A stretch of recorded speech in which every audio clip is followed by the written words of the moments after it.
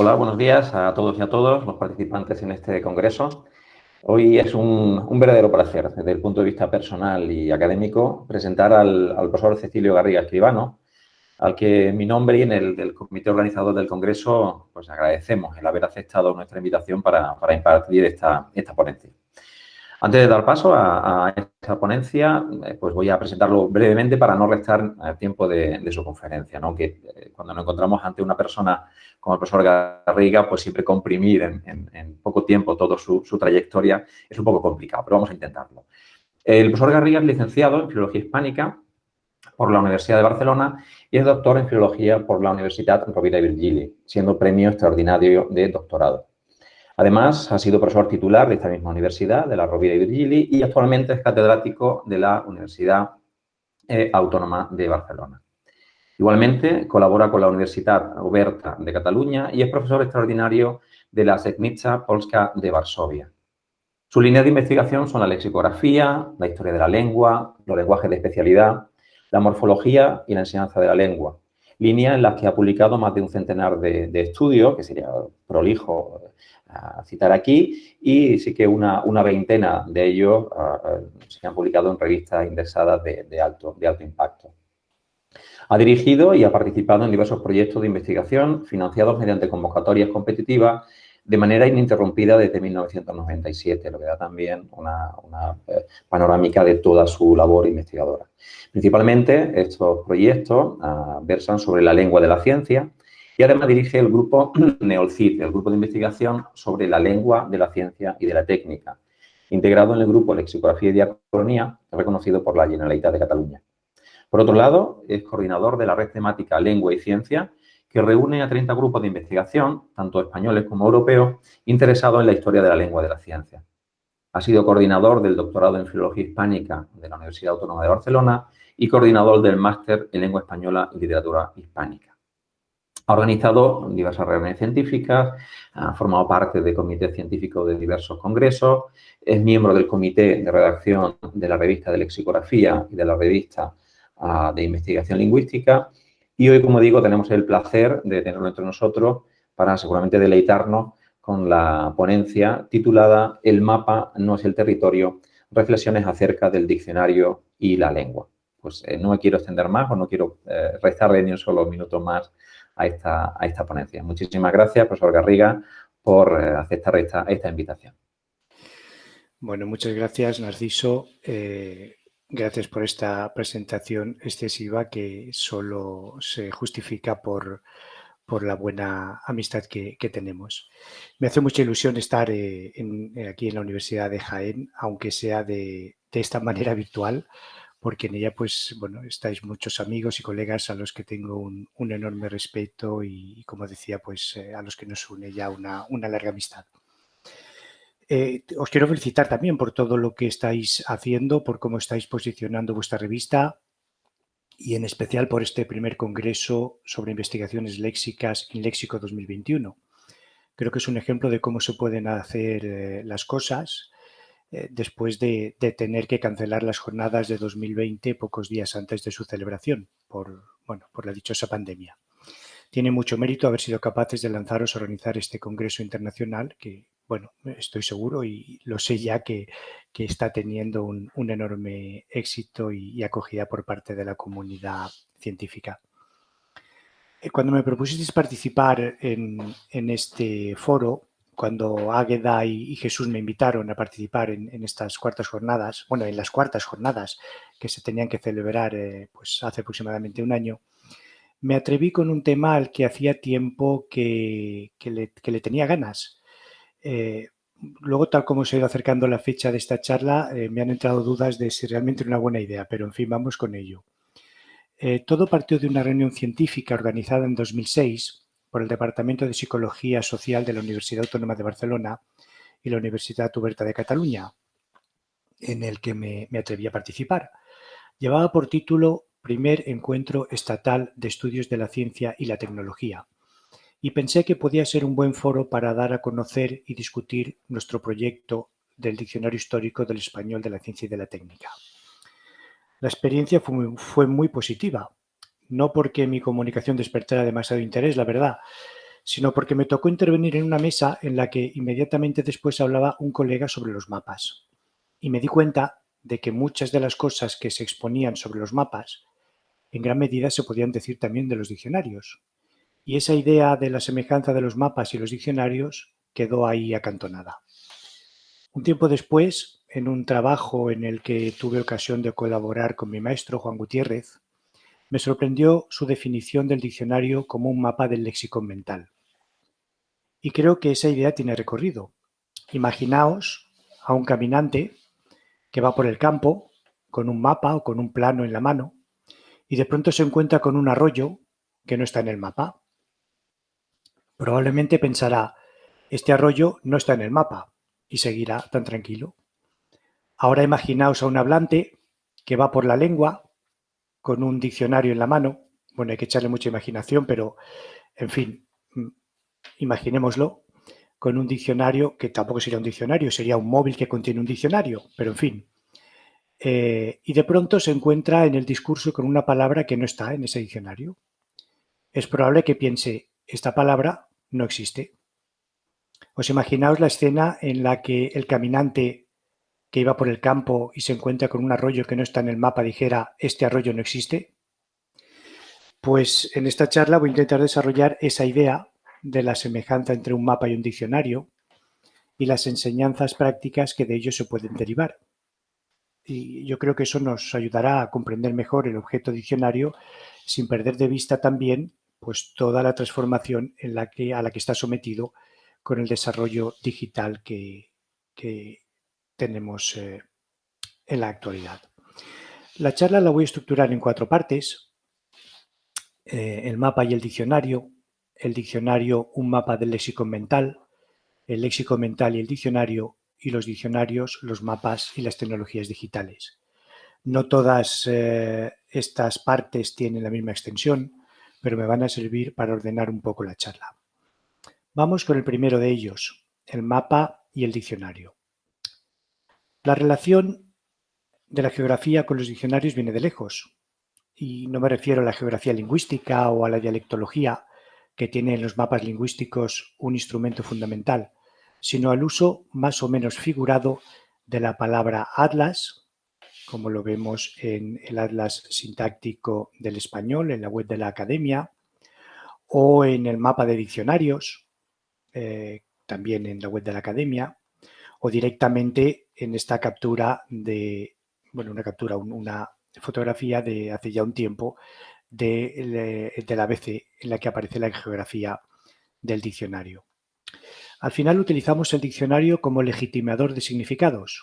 Por eso empezaré comprobando qué significa mapa en el diccionario. Lo veis ahí, representación geográfica de la Tierra o parte de ella en una superficie plana. También representación geográfica de una parte de la superficie terrestre en la que se da información relativa a una ciencia determinada. Y tenemos como ejemplos mapa lingüístico, topográfico o demográfico. Y luego tenemos algunas expresiones de las que nos puede interesar borrar a alguien del mapa o no estar algo en el mapa. En cambio, diccionario se define como repertorio en forma de libro o en soporte electrónico en el que se recogen, según un orden determinado, las palabras. Bueno, ya conocéis la definición porque siempre la ponemos el primer día de la clase de lexicografía, o sea que no la voy a repetir. Y la segunda que dice catálogo de noticias o datos de un mismo género ordenado alfabéticamente. Y aparecen como ejemplos diccionario bibliográfico, biográfico o geográfico. Es curioso que en mapa apareciera mapa lingüístico como ejemplo y en diccionario aparezca diccionario geográfico, pero bueno, es una anécdota más.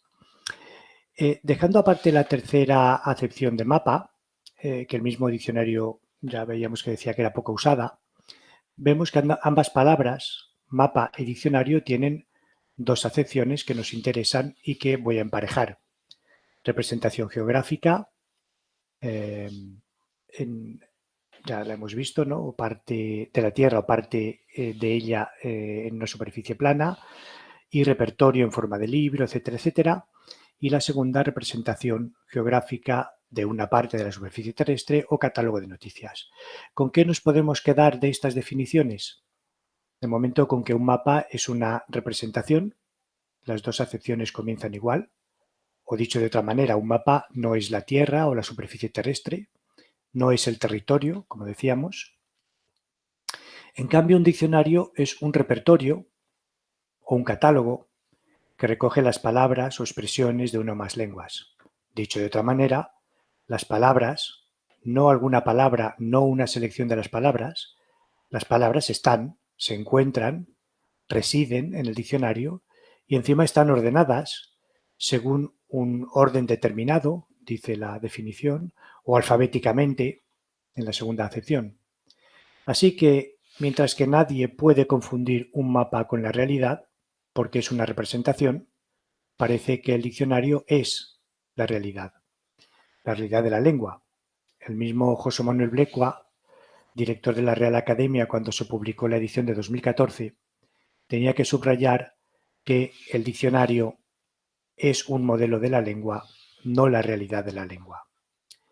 Y podríamos decir, con una expresión del mundo digital, que a veces nos parece que el diccionario no solo es la realidad de la lengua, sino una realidad aumentada, mejorada, porque además está ordenada, como hemos visto, no como en la lengua, donde las palabras se muestran caprichosas, asistemáticas, con un comportamiento errático que se escapa de cualquier descripción rigurosa. Lo digo con ironía.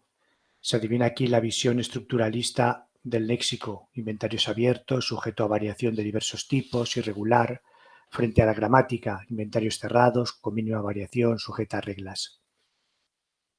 Es el primer aspecto que diferencia la concepción intuitiva, y digo intuitiva en el mismo sentido que se utiliza en lingüística cuando se habla de la teoría folk o intuitiva del lenguaje, que diferencia la concepción intuitiva del diccionario de la de un mapa.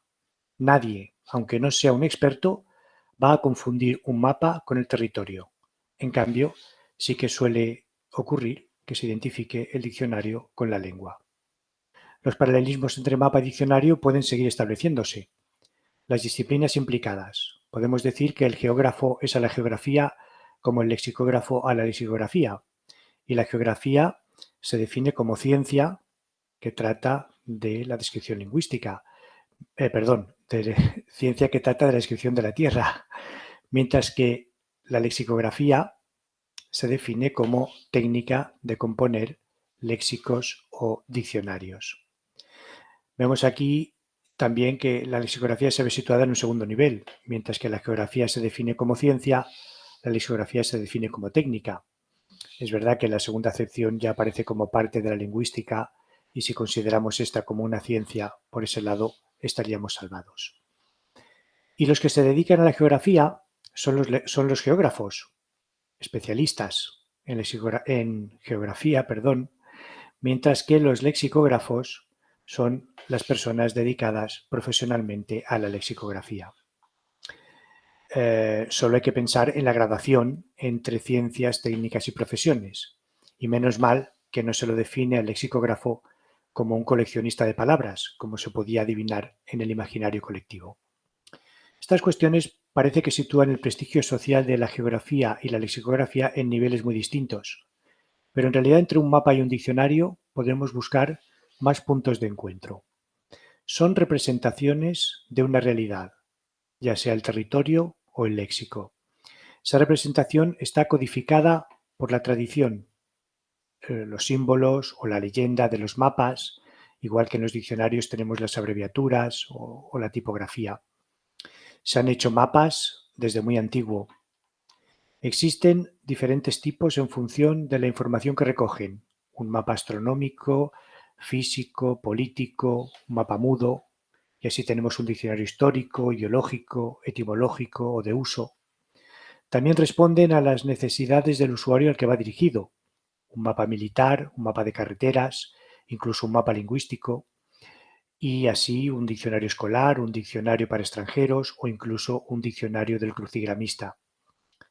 Aunque parece que todo el mundo puede interpretarlos a un nivel intuitivo, se requiere un aprendizaje para sacarles todo el partido, tanto a los mapas como a los diccionarios.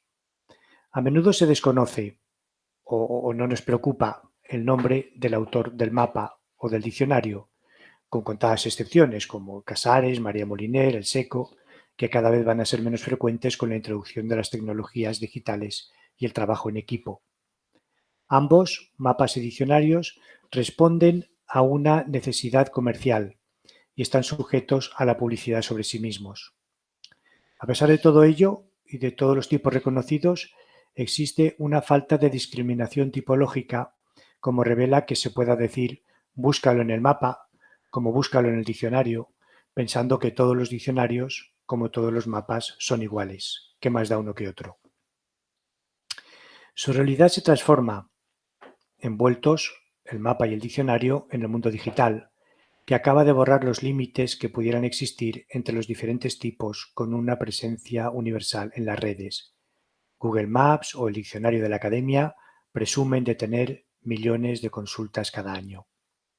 Esas mismas tecnologías diluyen la existencia autónoma de mapa y diccionario, y es que pasan a integrarse en otras aplicaciones, como puede ser encontrar un mapa interactivo en una web de cualquier entidad para indicar cómo llegar, antes hubiéramos tenido la dirección postal, o encontrar un diccionario en un procesador de textos o en un móvil. Pues bien, con todas estas semejanzas, los mapas tienen una ventaja frente a los diccionarios, que a pesar de todo el prestigio social de los mapas, nadie los confunde con la realidad. ¿O sí? Como le ocurrió a este conductor, que a pesar de la realidad se entesta en seguir por este camino de carros con su tráiler porque se lo indicaba el GPS. O como le ocurrió a este otro, en una situación con la que no conviene bromear. En todo caso, lo que no ocurrirá es lo contrario, que nadie dude de la realidad porque no esté en un mapa. En cambio, ¿cuántas veces oímos en nuestras aulas la pregunta, profe, ¿esta palabra existe? O lo que se entiende, se sobreentiende con ella, ¿no? ¿Esta palabra está en el diccionario? Veamos dos ejemplos de palabras que existen o no existen. Hace unos días recibí un mensaje de una central sindical de mi universidad y me llamó la atención el siguiente párrafo.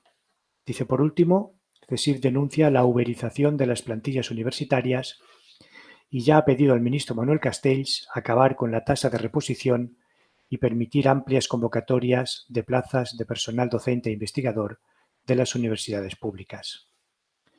Bueno, de ilusión también se vive, pero no vamos a analizar el fondo. Me llamó la atención la palabra uberización. Por defecto profesional me fui a ver el diccionario. Seguro que no iba a estar, y efectivamente no estaba.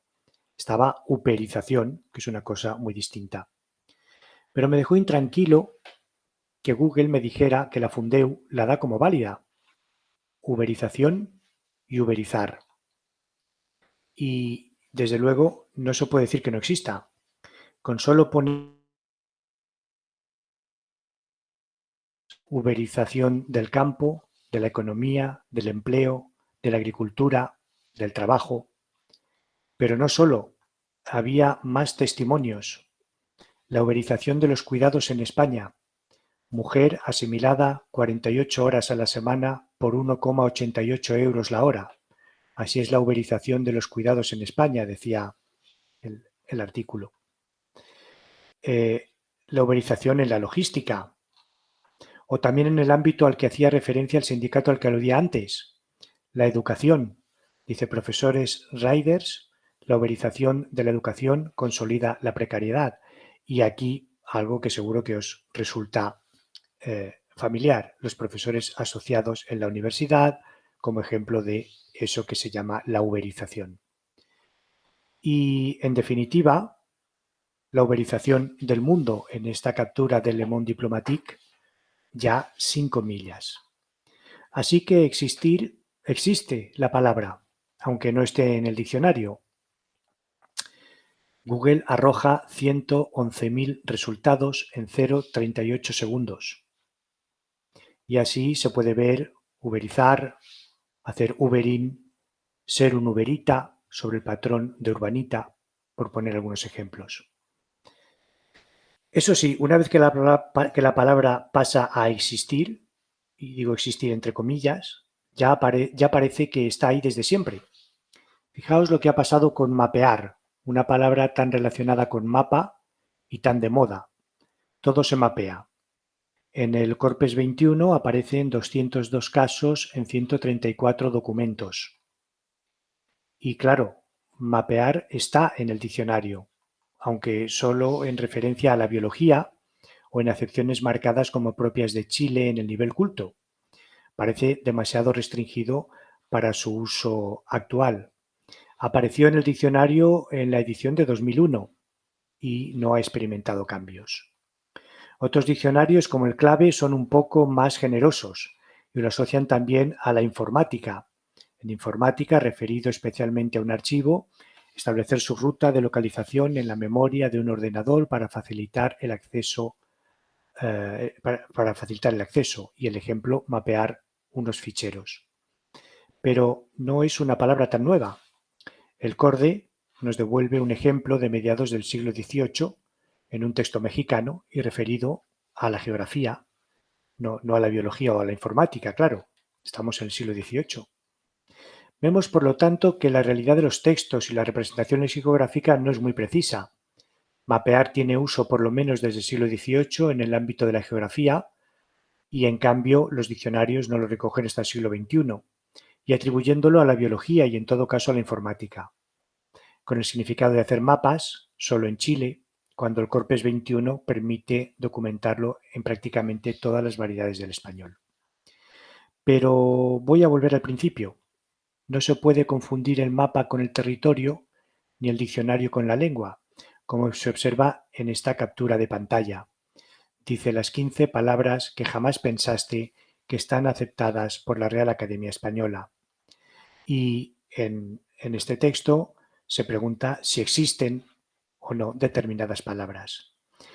Lo cierto es que a la gente le preocupa la vida de las palabras, como se ve en esta captura del ABC.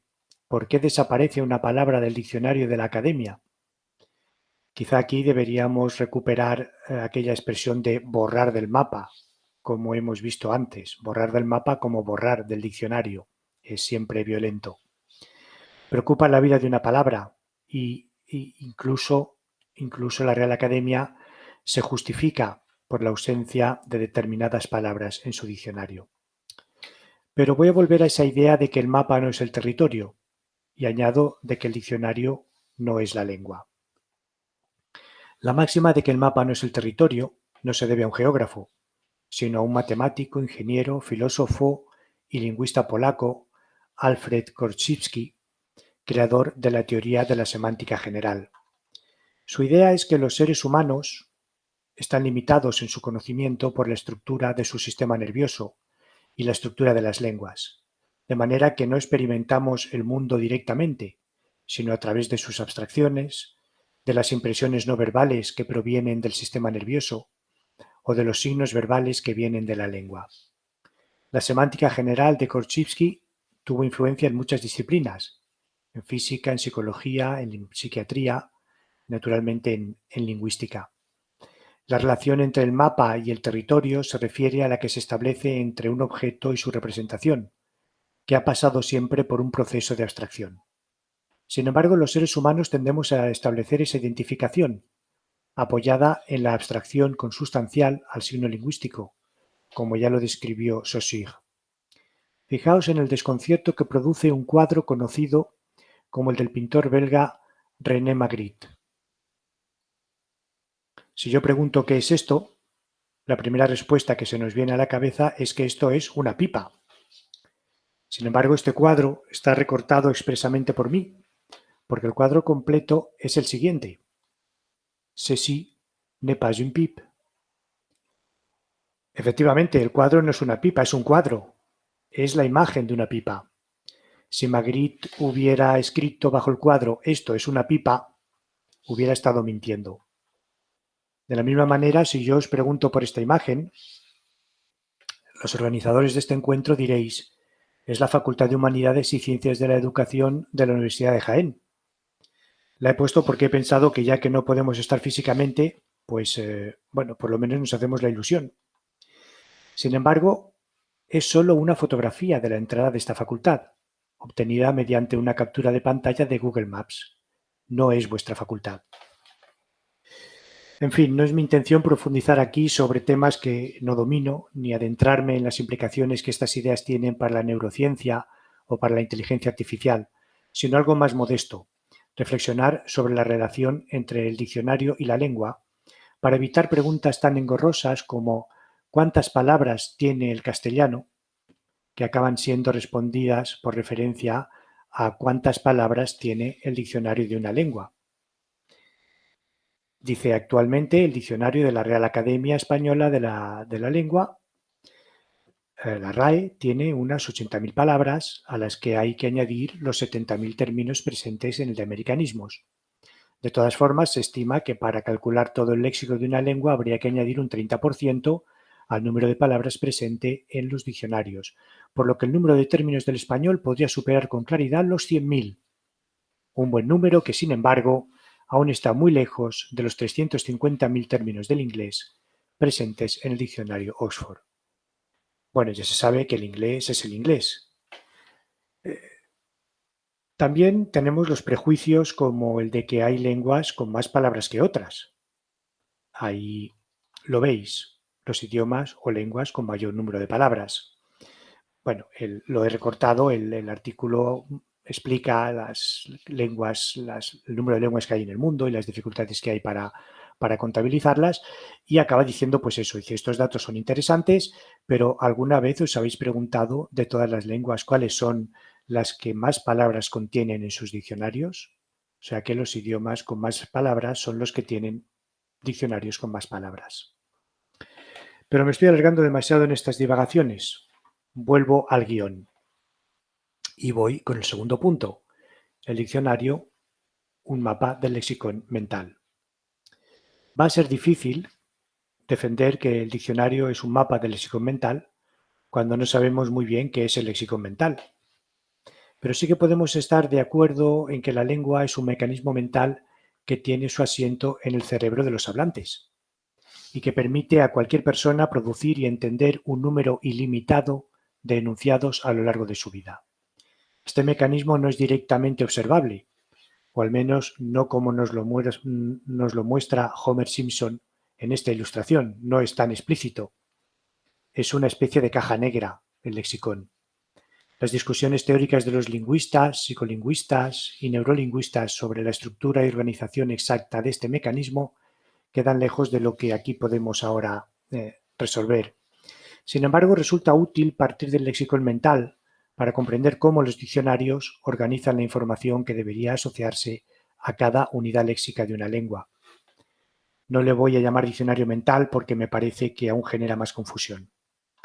Partimos de la idea, aunque sea claramente simplificadora, de que cualquier lengua consta fundamentalmente de un conjunto de formas léxicas, el vocabulario o lexicón, un conjunto de reglas que llamamos gramática, reglas morfológicas y sintácticas, que sirven para estructurar las diversas formas léxicas del vocabulario y organizarlas en frases, y un conjunto de reglas fonológicas que configuran la codificación fonética y la interpretación acústica de la expresión sonora. Los lingüistas representan esta actividad codificadora del hablante de diferentes maneras, según la teoría lingüística que adopten. Pero sí que parece haber un acuerdo en alguna cuestión fundamental. El hablante organiza una frase en fracciones de segundo, automáticamente, y no es consciente de que ha efectuado múltiples elecciones para construir su enunciado ni de que ha prescindido de otras posibilidades. En su conciencia profunda, al seleccionar para la finalidad de su enunciado las formas léxicas que eligió, se sintió forzado a configurar también el esquema sintáctico, porque las formas léxicas se proyectan en la sintaxis y los esquemas sintácticos exigen formas léxicas determinadas.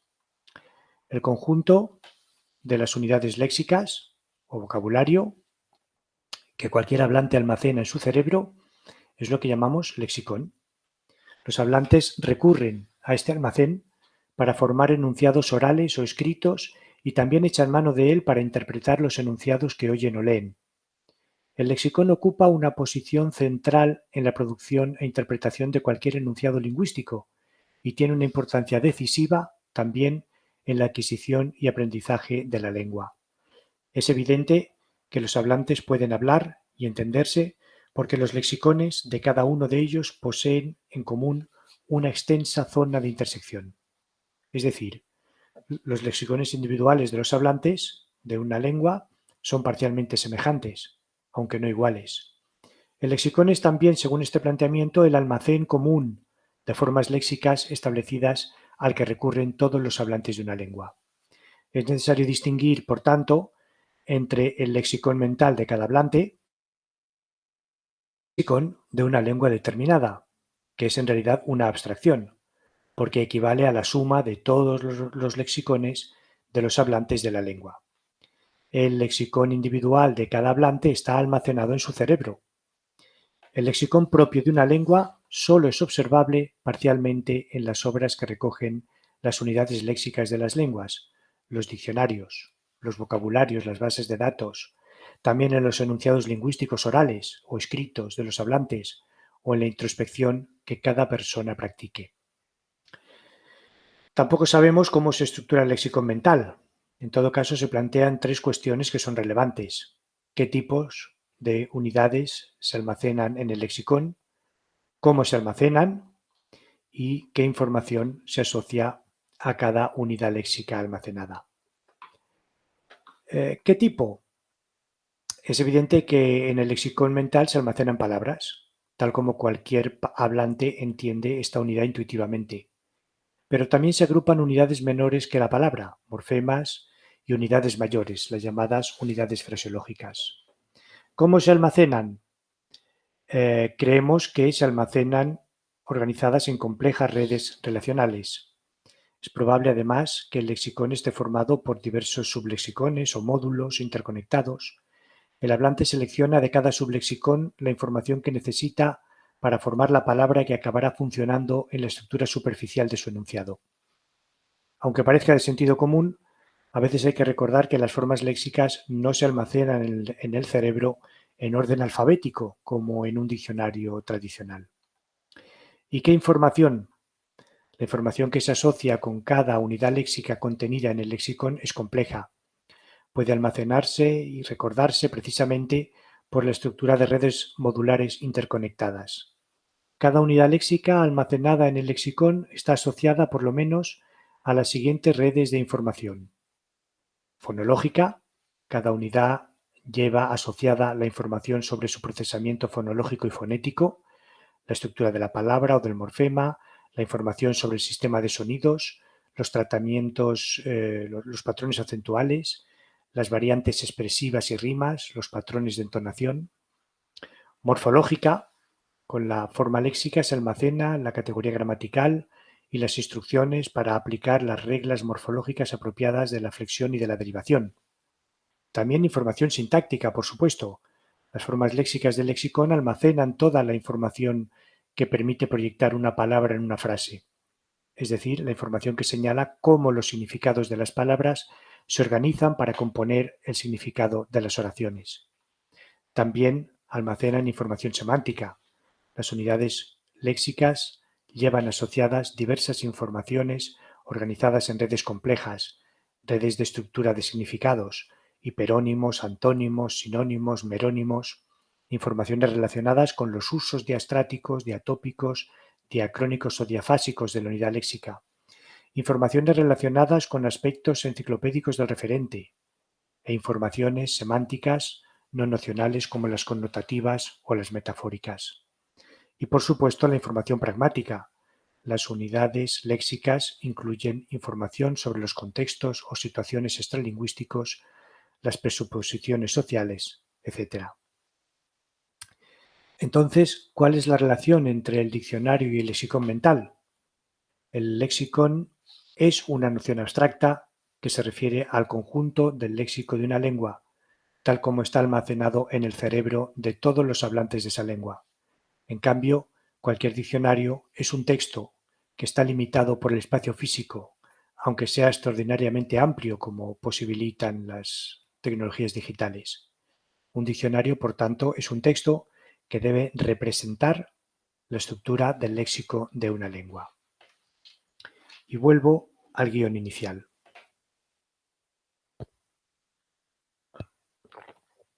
Hablaré ahora del léxico mental y el diccionario. Entre el diccionario y el léxico mental existe la misma relación que entre un mapa y su territorio. Un mapa o un plano es la representación de un territorio. Cada mapa refleja la concepción del geógrafo y el cartógrafo y el supuesto interés que ofrece para los posibles destinatarios. Hay mapas generales y particulares, físicos y políticos. El mapa que pretendía ser tan amplio que se confundiera con el territorio nunca podría hacerse realidad. Exactamente igual sucede con el diccionario. Un diccionario no es un catálogo o un simple almacén de palabras, el granero del idioma que llamaba Neruda. Es como un mapa del lexicón mental. El diccionario intenta representar de una manera comprensible y útil las complejas interrelaciones del léxico de una lengua. Pero nunca podrá encerrar en sus páginas el lexicón, tal cual es, sino solo un esquema, una selección, una representación. El procedimiento seguido por los autores de los mapas se parece mucho al que siguen los que elaboran un diccionario. Seleccionan, organizan y representan la información pensando en los usuarios y en la finalidad del instrumento que elaboran, ya sea un mapa o un diccionario. No transmiten la misma información ni de la misma manera un mapa de carreteras, un mapa geológico minero o un mapa escolar o un mapa topográfico del ejército, como tampoco lo hacen un diccionario general, uno dialectal, uno escolar o un diccionario de sinónimos y antónimos. Lo mismo que ocurre con los diccionarios sucede con los mapas. Si todo lo que se sabe sobre un territorio se intentara cartografiar a la vez en un mapa, este resultaría ininteligible y sería un instrumento inútil. Además, la realidad reflejada en un mapa, como sucede con el lexicón de los hablantes, es una realidad cambiante. Por eso disponemos de múltiples mapas para distintas necesidades y por eso se reorganizan continuamente los datos de los mapas para que reflejen los cambios experimentados por el territorio. El mismo proceder tienen los lexicógrafos y de la misma manera, el lexicón de una lengua es tan extenso y variado que los autores de los diccionarios deben seleccionar qué unidades tienen en cuenta y cómo las representan, según la clase de diccionario que elaboren y los usuarios a quienes lo destinen. Cualquier diccionario selecciona un conjunto del léxico de una lengua y lo carga con parte de la información que cada unidad léxica lleva asociada en el cerebro del hablante. Si se intentara elaborar un diccionario con todas las unidades léxicas del lexicón y con todas las informaciones que el cerebro asocia a cada unidad, ese hipotético diccionario coincidiría con el lexicón, pero resultaría irrealizable. Fijaos en esta entrada modelo del diccionario explicativo y combinatorio de Igor Merchuk y los problemas que planteó. Además, si se pretendiera hacer el diccionario que coincidiera con el lexicón mental, se habrían gastado inútilmente muchas energías, porque el lexicón, en cuanto a tal, no es inmutable y está en continuo cambio. Y vuelvo al guión para llegar ya al último punto, el de los diccionarios, los mapas y las tecnologías digitales. Como en tantos ámbitos de la actividad humana, las tecnologías digitales han irrumpido con fuerza en la lexicografía. Hoy no entenderíamos la elaboración de un diccionario como lo hicieron los primeros académicos o como lo hizo doña María Moliner. Pero casi tampoco concebimos que un diccionario haya que consultarlo ya en papel, pasando páginas y buscando la palabra en su ubicación alfabética. Fijaos en los tutoriales en YouTube explicando cómo se usa este artefacto. Las tecnologías digitales han contribuido a que los diccionarios se acerquen más a la idea que tenemos de cómo funciona el lexicón. Desde luego han permitido superar dos limitaciones claves en los diccionarios clásicos, el espacio y la actualización. Estábamos acostumbrados a esa tensión entre número de voces e información acerca de esas voces. Como el espacio era el que era, a más voces, menos información sobre las mismas, y al revés. Y hacen posible también las nuevas tecnologías el acceso a la información múltiple a partir de una sola consulta. Lo vemos en la aplicación Enclave RAE, en la que tenemos acceso desde una única consulta a ejemplos, primera documentación, palabras relacionadas, fijaos lo que nos aparece a partir de mapa, frecuencia de uso de los textos, frecuencia de búsqueda en el diccionario de la lengua, etc. Y respecto a la actualización, pues es sabido que cada vez que se publicaba un diccionario quedaba enlatado y sin posibilidad de incorporar nueva información hasta la edición siguiente. La digitalización rompe estas barreras, de manera que el espacio disponible es prácticamente ilimitado y el trabajo en línea permite la actualización inmediata. Es lo que intenta la Real Academia con todas las limitaciones que queramos. Pero atención a la ilusión de la tecnología. Que sea posible no significa que sea real. Para ello se necesitaría una plantilla de lexicógrafos de guardia que realizaran y mantuvieran ese hipotético diccionario permanentemente, lo cual es prácticamente imposible. Por otro lado, decíamos que un mapa que contuviera todos los detalles del territorio sería, además de irrealizable, poco práctico, porque la realidad es dinámica. Mirad lo que pasa con Google Maps. Supongo que reconocéis esta captura de pantalla, al menos los organizadores de la reunión. Es una captura de la zona de la Facultad de Humanidades de la Universidad de Jaén. En ella aparecen establecimientos en la fotografía que no están. Es un solar. En cambio están ahí situados porque la fotografía fue hecha antes y los nombres pertenecen a una capa posterior. Tanta concreción confunde. Seguramente es mejor un mapa más abstracto, más esquemático, que no pretenda acercarse tanto a la realidad, como este que vemos aquí. Se perciben claramente las limitaciones de la tecnología y se entiende que un mapa, por exacto que sea, siempre es una representación. Y lo que se han producido las tecnologías digitales, tanto en mapas como en diccionarios, es una pérdida de precisión de lo que eran tradicionalmente estos recursos. En realidad, Google Maps no es un mapa, es otra cosa, o es varias cosas. Es un atlas, es un navegador GPS, es un álbum de fotografías de lugares y quizá es un sistema de vigilancia masiva. De la misma manera, llamamos diccionarios a productos lexicográficos, y utilizo la expresión que usa Nomdedeu en el título de su conferencia en este mismo foro, productos lexicográficos que en sentido estricto no son diccionarios. Un banco de datos no es un diccionario, un traductor automático no es un diccionario, un asistente de escritura no es un diccionario, a no ser que ampliemos las acepciones de la palabra diccionario. En fin, ante la naturaleza abstracta de las lenguas, nos vemos en la necesidad de materializar su realidad de manera que nos resulte más comprensible. Por eso el éxito de gramáticas y diccionarios y su función en el proceso de institucionalización y de representación de una lengua. Hasta que no se trazó el mapa de América, se siguió creyendo que aquellas tierras eran las Indias y no se identificó con un continente nuevo. Podríamos decir que América no existía, al menos a los ojos de los europeos. De la misma manera, podemos oír que una lengua no es tal lengua porque no tiene una gramática o porque no tiene un diccionario.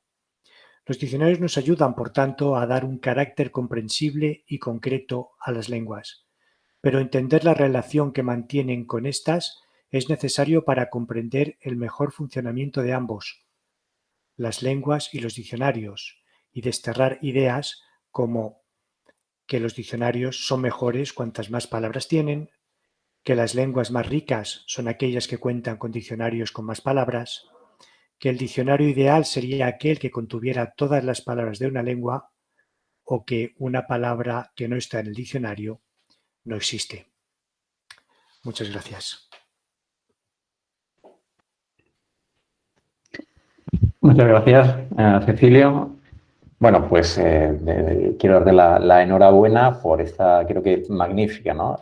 Ponencia. Y, bueno, volviendo al principio, comentabas que tenías algunas dudas después de haber elegido el tema, creo que ha quedado totalmente disipada después de escucharte, ¿no? Bueno. Me ha parecido realmente mi más sincera enhorabuena porque es un tema interesante, ¿no? Y sobre todo esa metáfora, ¿no? Del mapa.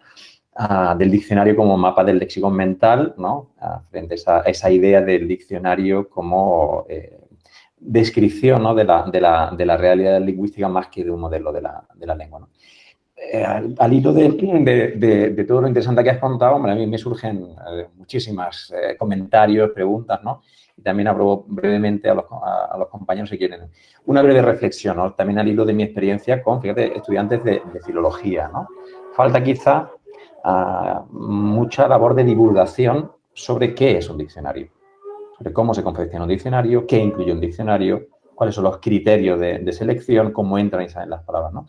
Y en este mismo curso que acabamos de comenzar, el primer semestre, hablando con algún alumno de filología, estas polémicas de por qué entran algunas palabras como coqueta, croqueta, toballa, no toballa, ¿no?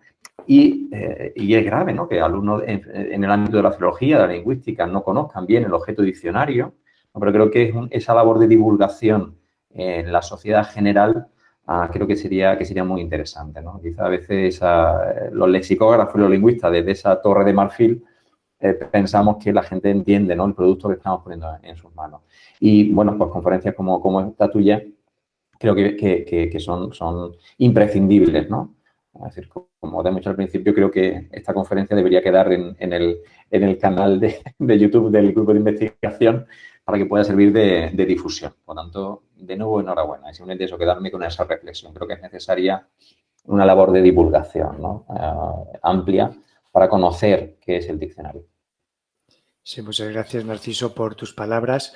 Bueno, era un poco la idea, ¿no? Ir un poco más allá de una visión estrictamente lexicográfica y técnica de lo que es un diccionario y pensar en la repercusión que tiene social, porque muchas veces los lingüistas no nos damos cuenta de la importancia que tenemos y de la necesidad que hay de penetrar en la sociedad, ¿no?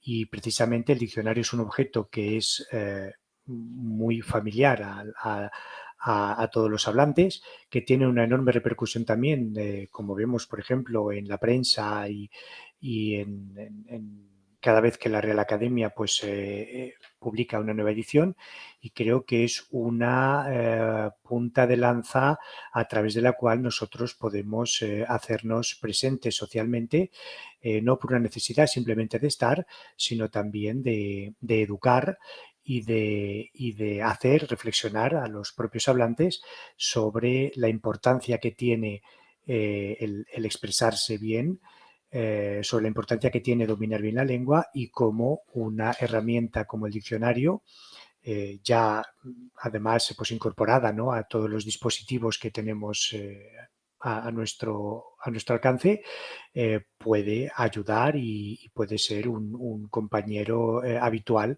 de cualquier hablante sin necesidad de que sea un especialista. Pues incluso acabo de recordar, ¿no? Incluso en el ámbito de enseñanza de segundas lenguas, ¿no? Yo recuerdo en mi época los esfuerzos que tenía que hacer para convencer a mis alumnos extranjeros de que una palabra que ellos estaban utilizando existía a pesar de que no estuviera en el diccionario de la academia, ¿no? Pues no se convencían, decían, bueno, si no está en el diccionario de la academia, que es un poco como el BOE, ¿no? Del gobierno de la lengua, no aparece, esa palabra no existe, ¿no? Yo creo que esa labor de educación que tú bien dices es imprescindible, ¿no? Para que esta herramienta imprescindible para el uso del lingüístico, pues se le saque todo el provecho que debería. Pues no sé si alguno de los compañeros tiene alguna cuestión, alguna pregunta. Recuerdo también a todos los participantes en el congreso que durante los días de celebración se mantendrá abierto el chat de esta ponencia del profesor Garriga por si alguien quiere hacer alguna pregunta, algún comentario y estaremos atentos para responderla. Será un placer si las hay, porque demostrará que bueno, ha despertado un cierto interés y estaré encantado, desde luego, de responderlas. Estamos seguros de que así será. Pues de nuevo, Cecilio, muchísimas gracias por tu ponencia, por aceptar nuestra invitación y estamos seguros de que esta será una vuelta a Jaén en la que habrá más etapas, sin duda, y más ocasiones para vernos virtual y seguramente de nuevo cuando volvamos a la realidad, volvamos pues vernos presencialmente. Muchísimas gracias.